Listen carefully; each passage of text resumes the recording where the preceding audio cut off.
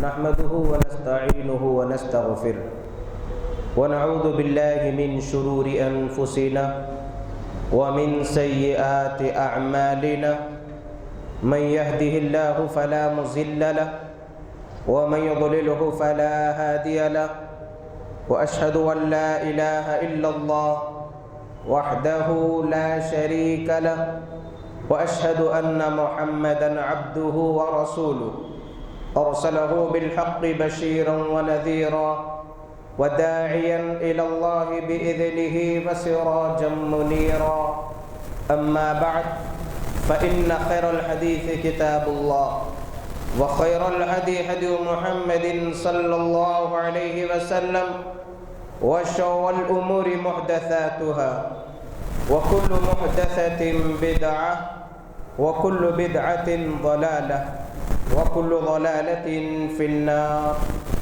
فأعوذ بالله من الشيطان الرجيم بسم الله الرحمن الرحيم وخلق الجن من مارج من نار رب اشرح لي صدري ويسر لي أمري واحلل عقدة من لساني يفقه قولي ربي زدني علما معزز و مکرم میرے دینی و اسلامی بھائیوں اور پردہ نشین ماؤں اور بہنوں، اللہ رب العالمین کی تعریف و توصیف، بڑائی بزرگی، حمد و ثنا ہے جس کی توفیق سے ہم یہاں پر جمع ہوئے اور جس نے ہمیں سوچنے سمجھنے کا سلیقہ عطا کیا اور ان گنت بے شمار نعمتیں اور انعامات ہم پر نچھاور کی۔ بے حساب درود و سلام ہو خاتم النبیین سید المرسلین رحمت للعالمین ساقی کوثر شافی محشر محمد الرسول اللہ صلی اللہ علیہ وآلہ وسلم پر۔ معزز سامعین، گزشتہ 2 جمعوں سے ہم جس عنوان پر خطبہ سماعت فرما رہے تھے، یعنی جادو کی حقیقت، پھر جنات کا وجود، اور اس ضمن میں ہم نے کتاب و سنت کی روشنی میں کئی باتیں سماعت فرمائی، اور یہ موضوع انتخاب کرنے کا مقصد ہی یہی ہے کہ عام طور پر معاشرے میں ایسی چیزوں کو نظر انداز کیا جاتا ہے اور بہت کم ایسے موضوعات پر باتیں سننے کا موقع ملتا ہے، اور اسی طریقے سے جو ایسی بیماریوں میں مبتلا ہوتے ہیں انہیں علم نہ ہونے کی بنا پر مرشدوں، جادوگروں اور غیر مسلموں کے پاس جا کر اپنا ایمان برباد کرتے ہیں، جبکہ ایسی چیزوں کا علاج احادیث کے اندر موجود ہے۔ بعض لوگ یہ سمجھتے ہیں کہ جادو اور پھر جنات کے اثرات یہ کوئی حقیقت نہیں، بلکہ یہ انسان کا وہم ہے، اس کا وجود نہیں ہے، اور پھر یہ دعویٰ بھی کرتے ہیں کہ اگر اس کا وجود ہے تو مجھ پر جادو کر کے بتلاؤ، یا اس انداز کی باتیں کرتے ہیں۔ قرآن مجید میں اللہ تعالیٰ کئی مقامات پر لفظ سحر استعمال کیا جس کا معنی آتا ہے جادو، اور وہیں پر جادو کا جو ذریعہ بنتے ہیں جنات و شیاطین، جن کا تذکرہ قرآن مجید میں کئی مقامات پر آیا۔ آج کے جمعے میں انہی باتوں کے سلسلے میں، یعنی جادو کی حقیقت اور پھر جنات کے اثرات، یعنی انسان کو جن کیا واقع تکلیف پہنچاتے ہیں، کیا ان کے اندر اتنی طاقت موجود ہے کہ وہ انسان کے جسم میں داخل ہو کر انسان کو بیمار کر سکتے ہیں۔ بذات خود نہ جادو کے اندر اتنی صلاحیت ہے کہ وہ نقصان پہنچائے، نہ جنات کے اندر اتنی صلاحیت ہے کہ وہ نقصان پہنچائے۔ یہ نقصان بھی پہنچتا ہے تو بإذن اللہ پہنچتا ہے، جیسا کہ اللہ رب العالمین سورہ بقرہ میں ارشاد فرمائے آیت نمبر 102 میں غالباً، وَمَا هُمْ بِضَارِّينَ بِهِ مِنْ أَحَدٍ إِلَّا بِإِذْنِ اللَّهِ، کہ جادو کے ذریعے بھی کسی کو نقصان اگر پہنچتا ہے تو وہ بإذن اللہ پہنچتا ہے، اللہ کی جانب سے پہنچتا ہے۔ تو معزز سامعین، اسی ضمن میں صحیح بخاری کے اندر امام بخاری رحمۃ اللہ علیہ نے ایک روایت نقل کی جادو کے سلسلے میں، اور وہ جادو اللہ کے نبی صلی اللہ علیہ وسلم پر کیا گیا، لیکن اکثر لوگ اس روایت کو بھی نہیں مانتے اور سمجھتے ہیں کہ یہ اللہ کے نبی صلی اللہ علیہ وسلم کے نبوت کے شان کے خلاف ہے۔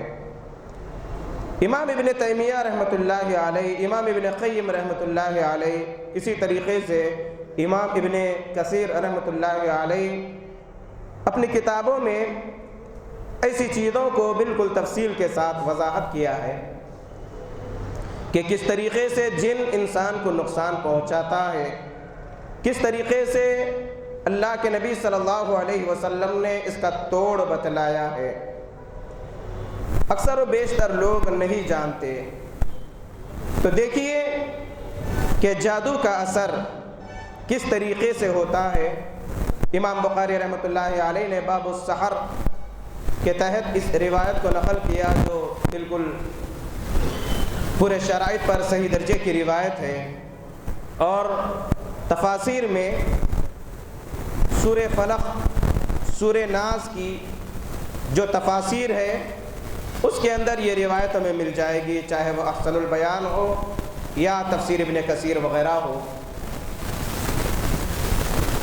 کہ ام المومنین حضرت عائشہ صدیقہ رضی اللہ تعالی عنہا فرماتی ہیں کہ اللہ کے نبی صلی اللہ علیہ وآلہ وسلم ایک مرتبہ فرمانے لگے کہ جب آپ پر جادو کیا گیا اور ایک رات بڑی طویل دعا کیے، اور ام المومنین حضرت عائشہ صدیقہ رضی اللہ تعالی عنہا سے فرمانے لگے کہ میں نے اللہ سے سوال کیا، اللہ نے اس کا جواب دے دیا، یعنی اللہ نے میرا مسئلہ حل کر دیا جس پریشانی میں میں تھا۔ اور اس روایت کو اگر دوسری روایتوں کے ساتھ جوڑ کر اس کا خلاصہ پیش کیا جائے تو بات یہ واضح ہوتی ہے کہ یہودی اللہ کے نبی صلی اللہ علیہ وسلم کو ہر مرحلے میں ہر طریقے سے تکلیف پہنچانے کی کوشش کرتے تھے۔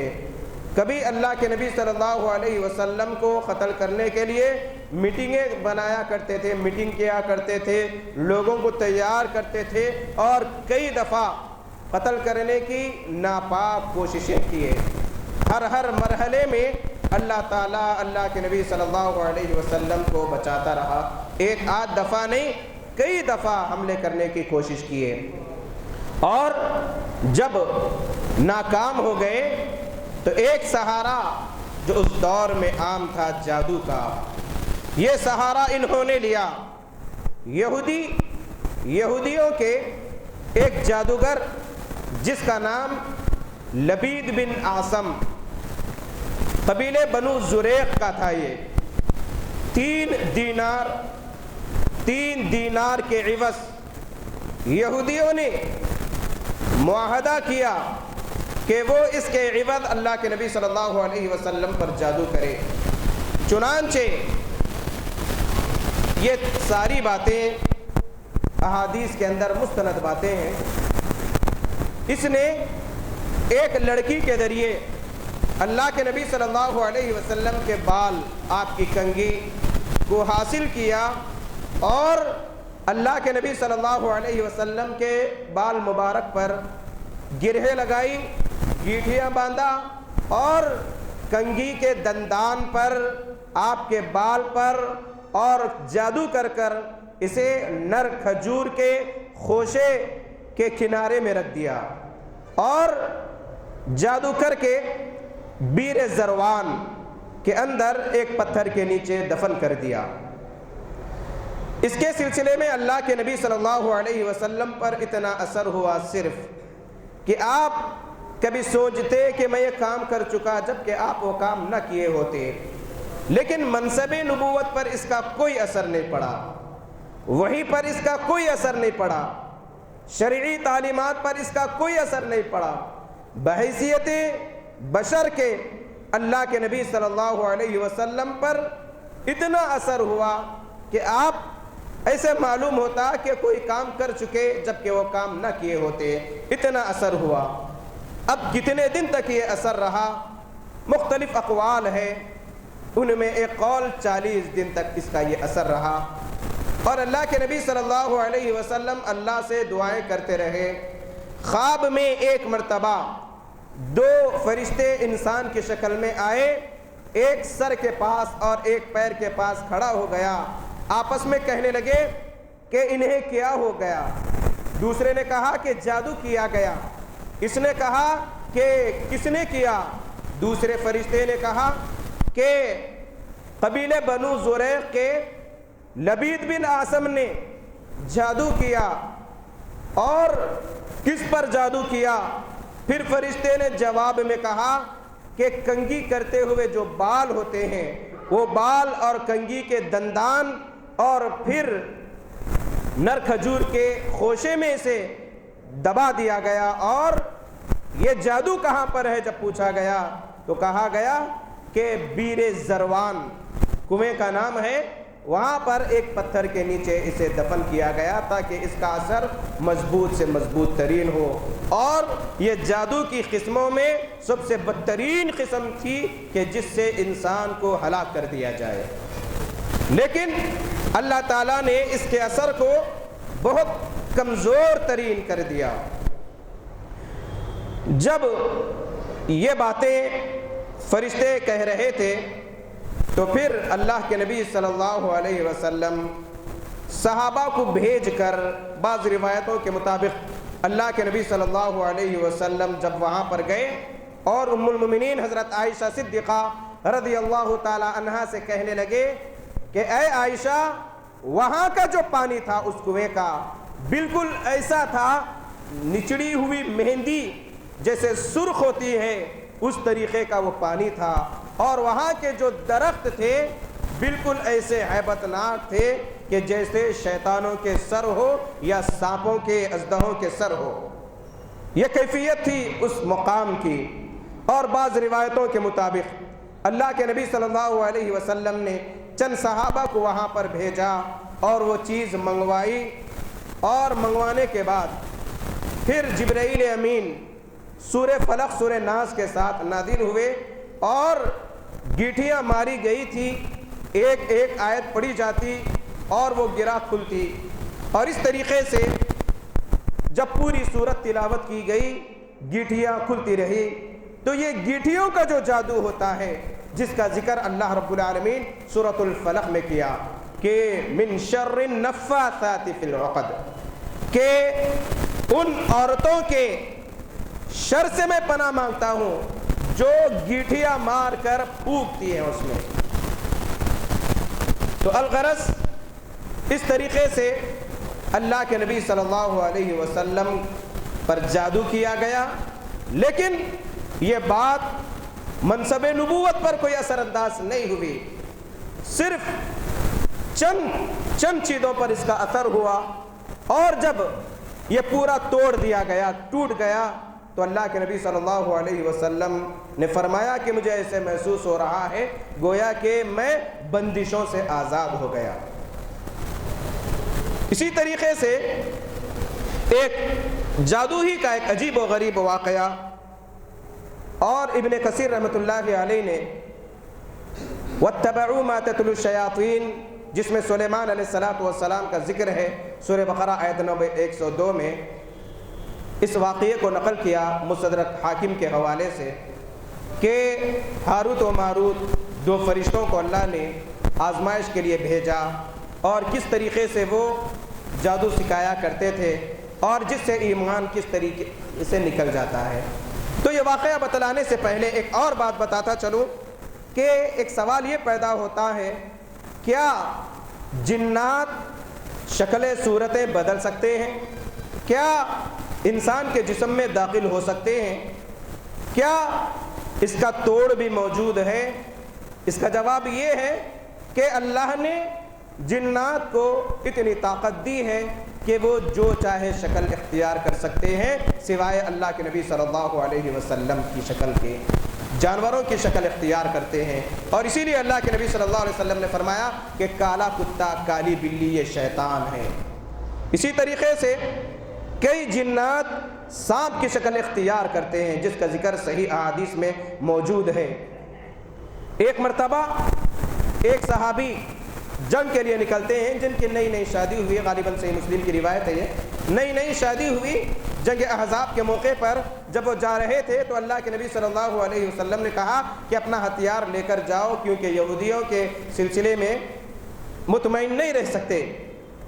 कबीले बनु कुरैज़ा के सिलसिले में फरमाया आपने। चुनांचे वो सहाबी हथियार लेकर अपने मकान गए, अपनी अहलिया को देखा कि दरवाजे के पास खड़ी हुई है, गीरत जोश में आई, नेज़ा निकाले और कहने लगे कि तेरी जुर्रत यह है कि तू घर के बाहर आ गई। उनकी बीवी जो नई नई शादी हुई थी कहने लगी कि पहले आप अंदर आइए और आकर देखिए मामला क्या है। अंदर आकर देखते हैं तो बिस्तर पर एक बड़ा अजदहा बैठा हुआ था, और रिवायतों में आता है कि वो सहाबी उन पर हमला किए।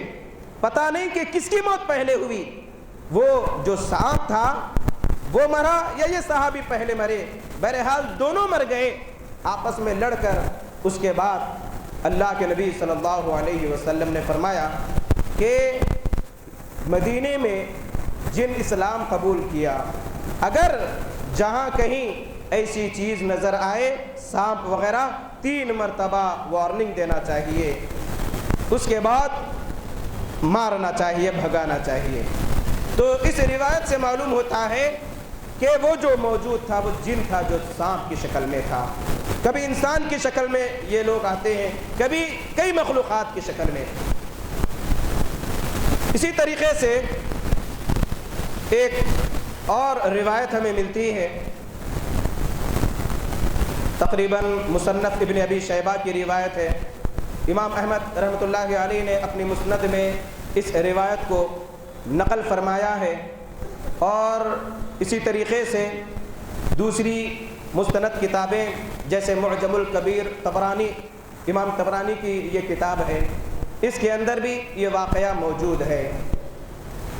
एक सहाबी याला बिन मुर्रा अत्तक़फ़ी रज़ियल्लाहु ताला अन्हु फरमाते हैं कि मैंने अल्लाह के नबी सल्लल्लाहु अलैहि वसल्लम के साथ 3 ऐसी बातें देखी जो कोई और नहीं देखा और मेरे बाद भी कोई नहीं देखा।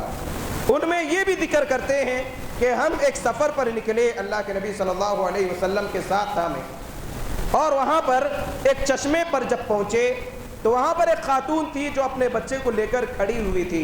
अल्लाह के नबी सल्लल्लाहु अलैहि वसल्लम से कहने लगी, अय अल्लाह के नबी सल्लल्लाहु अलैहि वसल्लम, ये मेरा लड़का है, बीमार है, कई मरतबा दिन में जिन इसे तकलीफ़ पहुँचाते हैं, कई मरतबा जिन तकलीफ़ पहुँचाते हैं। अल्लाह के नबी सल्लल्लाहु अलैहि वसल्लम से इलाज की दरख्वास्त करती है। اللہ کے نبی صلی اللہ علیہ وسلم اس بچے کو قریب کرتے ہیں اور اس کا منہ کھولتے ہیں اور کہتے ہیں بسم اللہ انا عبد اللہ اخشى عدو اللہ، کہ اللہ کے نام کے ساتھ میں اللہ کا بندہ ہوں، اللہ کے دشمن یعنی جو اس کے اندر موجود ہے بچے میں، اللہ کے دشمن تو تباہ و برباد ہو جائے۔ یہ الفاظ اللہ کے نبی صلی اللہ علیہ وسلم کی زبان مبارک سے نکلتے ہیں، یہ حدیث کے الفاظ ہیں۔ اس کے بعد بچہ بالکل صحت مند ہو گیا۔ جب واپسی میں جب پھر یہ خاتون ملی تو اس نے 2 دمبے پنیر گھی اللہ کے نبی صلی اللہ علیہ وسلم کو بطور تحفہ پیش کیا۔ اللہ کے نبی صلی اللہ علیہ وسلم نے صحابہ سے کہا کہ 1 دمبا لے لو، باقی کا اس عورت کے حوالے کر دو۔ اور اس کے بعد یہ عورت کہنے لگی، خاتون، اے اللہ کے نبی صلی اللہ علیہ وسلم، علاج کے بعد ماشاءاللہ بچہ صحت مند ہے۔ تو اس روایت سے یہ بالکل صحیح درجے کی روایت ہے، مستند ہے، کوئی فرسودہ ادھر ادھر کا قصہ نہیں جسے صحابہ نے روایت کیا۔ جو احادیث کی مستند کتابوں میں مسند امام احمد ابن حنبل کے اندر موجود ہے، معجم الکبیر طبرانی کے اندر موجود ہے، مصنف ابن ابی شیبہ کے اندر یہ روایت موجود ہے جو بالکل صحیح درجے کی روایت ہے۔ تو اس روایت سے معلوم ہوتا ہے کہ جن انسان کے جسم میں داخل ہو سکتا، انسان کو نقصان پہنچا سکتا، تکلیف پہنچا سکتا، لیکن اس کا توڑ قرآن کی آیتوں میں موجود ہے۔ تعویذ لٹکانا جنات کے شر سے بچنے کے لیے کسی بھی طریقے کی اجازت نہیں۔ عاملوں کے پاس جا کر گنڈے وغیرہ لے کر دھواں دینا یا ڈوریاں باندھنا یا اس انداز کی بندشیں کرنا، نیمبواں لے کر عجیب عجیب حرکتیں کرنا، شریعت نے اس کی اجازت نہیں دی۔ اس کا توڑ بتلایا گیا، قرآن کی آیتیں ہیں، سورہ فلق، سورہ ناس پڑھیے، اللہ تعالیٰ شفا عطا کر دے گا۔ اسی طریقے کا ایک اور واقعہ ہمیں ملتا ہے احادیث کی کتابوں میں، ایک جسے امام ابن تیمیہ رحمۃ اللہ علیہ نے اپنی کتاب میں نقل فرمایا۔ اسی طریقے سے امام ابن قیم جو امام ابن تیمیہ رحمۃ اللہ علیہ کے شاگرد ہیں، فتاویٰ میں کئی واقعات امام ابن تیمیہ رحمۃ اللہ علیہ نے جنات کے تکالیف پہنچانے کے سلسلے میں لکھے ہیں۔ ان میں ایک واقعہ ہے، ایک صحابی جن کا نام غالباً زریق رضی اللہ تعالیٰ عنہ، فرماتے ہیں کہ میرا ایک بھانجا، جو راوی روایت کر رہے حدیث کے، ان کا بھانجا یا ان کا بیٹا جسے اللہ کے نبی صلی اللہ علیہ وسلم کے پاس لایا گیا، لانے کے بعد وہ صحابی اللہ کے نبی صلی اللہ علیہ وسلم سے کہتے ہیں کہ یہ بیمار ہے، عجیب عجیب حرکتیں کرتا ہے۔ اللہ کے نبی صلی اللہ علیہ وسلم کہنے لگے صحابہ سے، اسے میرے قریب کرو، اور پشت کے بل، پیٹھ کے بل اسے بٹھا دیا گیا۔ اور بٹھانے کے بعد اللہ کے نبی صلی اللہ علیہ وسلم پیٹھ پر مارنے لگے اور کہنے لگے، اخرج عدو اللہ، اللہ کے دشمن یہاں سے نکل جا، یہاں سے نکل جا۔ اس کے بعد یہ شر جب ختم ہو گیا، جن جسم سے نکل گیا، تو یہ بچہ بالکل ایسا ہو گیا جیسے صحت مند بچے ہوتے ہیں۔ اسی طریقے سے امام ابن تیمیہ رحمۃ اللہ علیہ نے اور کئی واقعات اس سلسلے میں ذکر کیے ہیں کہ ایک مرتبہ امام ابن قیم رحمۃ اللہ علیہ اپنی مشہور کتاب زاد المعاد، جو بڑی مشہور جامع کتاب ہے، اس کے اندر واقعہ نقل کرتے ہیں کہ کبھی کسی انسان پر، مرد یا عورت پر جن کا اثر ہوتا ہے، جن داخل ہوتا ہے، تو امام ابن تیمیہ رحمۃ اللہ علیہ اپنے شاگردوں سے یہ پیغام کے ساتھ بھیجتے ہیں کہ جو جن تکلیف پہنچا رہا ہے فوراً وہ یہاں سے نکل جا۔ امام ابن تیمیہ رحمۃ اللہ علیہ کا حکم ہے، تمہارے لیے یہ جائز نہیں ہے کہ انسان کے جسم میں داخل ہو کر تکلیف پہنچاؤ۔ یہ پیغام جب کسی کے سامنے پیش کیا جاتا تو وہ وہاں سے نکل کر بھاگ جایا کرتا تھا۔ یہ تقویٰ تھا امام ابن تیمیہ رحمۃ اللہ علیہ کا۔ اسی طریقے سے امام ابن قیم رحمۃ اللہ علیہ ایک واقعہ نقل فرماتے ہیں اسی سلسلے کا کہ ایک مرتبہ امام ابن تیمیہ رحمۃ اللہ علیہ کے پاس ایک نوجوان کو لایا گیا، اور امام ابن تیمیہ رحمۃ اللہ علیہ جب سامنے کان میں قرآن کی آیت پڑھے افحسبتم انما خلقناکم عبثا وانکم الینا لا ترجعون، سورہ مومنون کی آخری آیتوں میں سے ہے یہ۔ تو اس نوجوان کے جسم میں، اس کی زبان میں عورت کہنے لگی یا جن کہنے لگا کہ ہاں ہاں اللہ کی جانب لوٹائے جائیں گے۔ جب کوئی جن سرکشی کرتا ہے، نہیں نکلتا ہے، تو امام ابن تیمیہ رحمۃ اللہ علیہ اپنے شاگرد کو واقعہ بتلاتے ہوئے فرماتے ہیں کہ ایک مرتبہ ایسا ہوا کہ جن سرکشی کرنے لگا، جو عورت تھی۔ عام طور پر جن کا جو اثر ہوتا ہے مردوں پر عورتیں آتی ہیں اور عورتوں پر مرد آتے ہیں، تکلیف پہنچاتے ہیں، اور جو نیک ہوتے ہیں وہ کسی کو تکلیف نہیں پہنچاتے، جو شریر خبیث قسم کے ہوتے ہیں وہ باقاعدہ تکلیف پہنچاتے رہتے ہیں۔ تو بہرحال ایک مرتبہ جب قرآن کی آیتیں پڑھے وہ سرکشی کرنے لگی اور اس نوجوان کی زبان سے بات کرنے لگی۔ امام ابن تیمیہ رحمۃ اللہ علیہ اس کی گردن پر مارنے لگے چھڑیوں سے، اتنا مارے کہ امام ابن قیم فرماتے ہیں کہ اگر کسی اور کو مارتے تو وہ مر جاتا، اتنا مارنے کے بعد وہ زبان سے بولنے لگی کہ میں اس نوجوان سے محبت کرتی ہوں، نہیں نکلوں گی۔ امام ابن تیمیہ رحمۃ اللہ علیہ کہنے لگے کہ یہ تو تم سے محبت نہیں کرتا۔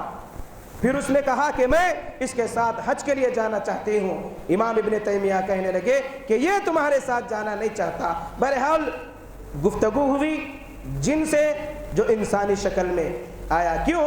اس لیے کہ جن کی جو خاصیت ہے، یہ مخلوق انسان کی آنکھیں سے دیکھ نہیں سکتی، آنکھ دیکھ نہیں سکتی، انسانی شکل میں، جانوروں کی شکل میں کبھی نظر آتے ہیں، کبھی ایسے واقعات ملتے ہیں کہ بات کرتے ہیں انسانوں سے۔ تو بہرحال اس کو مار کر اور کہنے لگی، جب امام ابن تیمیہ کہنے لگے کہ نکل جا، تو کہنے لگی تمہارے حکم پر، تمہارا خیال کر کے میں یہاں سے اس نوجوان کے جسم سے نکل رہی ہوں۔ تو دیکھیے کیسا ایمان تھا، کیسا تقویٰ تھا، کیسا عقید توحید کی مضبوطی تھی۔ کہنے لگے کہ میرے نام کے ذریعے نہیں، میرے حکم پر نہیں، یہ اللہ اور اس کے رسول صلی اللہ علیہ وسلم کا حکم ہے کہ تمہارے لیے جائز نہیں ہے، تو اللہ اور اس کے رسول صلی اللہ علیہ وسلم کے حکم سے یہاں سے نکل جا۔ تو فوراً وہاں سے ہٹ گئی۔ اس کے بعد نوجوان صحت مند ہو گیا، ادھر ادھر دیکھنے لگا، جو مار پڑی سے اس کا بھی اسے احساس نہیں ہوا، اور کہنے لگا کہ مجھے یہاں پر کیوں لایا گیا، یہ لکڑی کیا ہے، کیا میں کوئی غلطی کیا، کیوں شیخ کے سامنے مجھے پیش کیا گیا۔ تو یہ مستند واقعات ہے، ان واقعات سے اندازہ لگتا ہے کہ جن انسان کو تکلیف پہنچاتا ہے، اور اس کا توڑ بھی بتلا دیا گیا۔ کئی دعائیں ہیں جو اذکار کا اہتمام کرتے ہیں، ان کے شر سے محفوظ رہتے ہیں۔ اور جمائی جب انسان لیتا ہے تو اللہ کے نبی صلی اللہ علیہ وسلم نے فرمایا کہ فَلْيَقْدِمْ مَا اسْتَطَاعَ، جتنا ہو سکے اپنے منہ کو دبائے رکھو، اس لیے کہ شیطان پیٹ میں جاتا ہے۔ تو معزز سامعین، لوگ عام طور پر ایسی چیزوں سے پریشان ہو جاتے ہیں، اور عاملوں کے پاس، تعویذ دینے والوں کے پاس، بعض تو ان کا ایمان اتنا کمزور رہتا ہے کہ غیر مسلموں کے پاس جا کر علاج کرواتے ہیں۔ دیکھیے افضل گنج پر کتنی برقع پوش خاتون ہیں، اپنے بچوں کے علاج کے لیے غیر مسلم پجاریوں، جادوگروں کے پاس لے کر آتی ہے۔ کئی ایسی عورتیں ہیں آپسی رنجشیں نکالنے کے لیے جادوگروں کا رخ کرتی ہے، کئی ایسے ہیں علاج کے لیے غیر مسلموں کا رخ اختیار کرتے ہیں، کئی ایسے ہیں جو ڈوریاں، گنڈے، پلیتوں میں شفا سمجھ کر اس کے ذریعے علاج کرواتے ہیں۔ جبکہ اللہ کے نبی صلی اللہ علیہ وسلم نے فرمایا کہ من تعلق تمیمۃ فقد اشرک، جو تعویذ لٹکایا اس نے شرک کیا۔ کوئی اگر نفع و نقصان یا دفع ضرر، نقصان کو دور کرنے کے لیے انگوٹھی پہنتا ہے، یا تار باندھتا ہے، یا بازو کوئی ڈوری باندھتا ہے، یا کمر پر کسی رنگ کی ڈوری باندھتا ہے، یا پیروں میں کوئی ڈوری باندھتا ہے، یا گھر میں نیمبو وغیرہ لگاتا ہے، یا اس طریقے کا کئی چیزیں بھلاوے ہیں، فلاں فلاں فلاں بلا بتر لگاتے ہیں، مسلمانوں کے گھروں میں بھی یہ چیزیں نظر آتی ہے۔ ایمان برباد ہوتا ہے ایسی چیزوں سے۔ اور اللہ کے نبی صلی اللہ علیہ وسلم نے تو ایک دفعہ فرمایا فَإِنَّكَ لَوْ مُتَّ مَا أَفْلَحْتَ أَبَدًا، ایک کے ہاتھ میں پیتل کی انگوٹی تھی، وہ نقصان سے بچنے کے لیے پہنے تھے. کہنے لگے اگر تم اسی حالت میں مر گئے تو کبھی کامیاب نہیں ہوگے. آیت الکرسی بہترین ہتھیار ہے. آیت الکرسی کا اگر اہتمام کریں گے، رات میں کوئی اگر پڑھ کر سوتا ہے تو اللہ کے نبی صلی اللہ علیہ وسلم فرماتے ہیں ایک فرشتہ اس کی حفاظت میں رہتا ہے. گھر میں اگر برکت نہیں ہے، پریشانی ہے، عاملوں کو بلا کر بندش کروانے سے بہتر ہے ہم خود قرآن پڑھے، گھر میں نمازیں پڑھے، برکت آئے گی انشاءاللہ. یہ شر ختم ہو جائے گا. انسان جب ان سے ڈرتا ہے تو یہ انسان کو ڈراتے ہیں جو عقیدے توحید میں مضبوط ہوتے ہیں.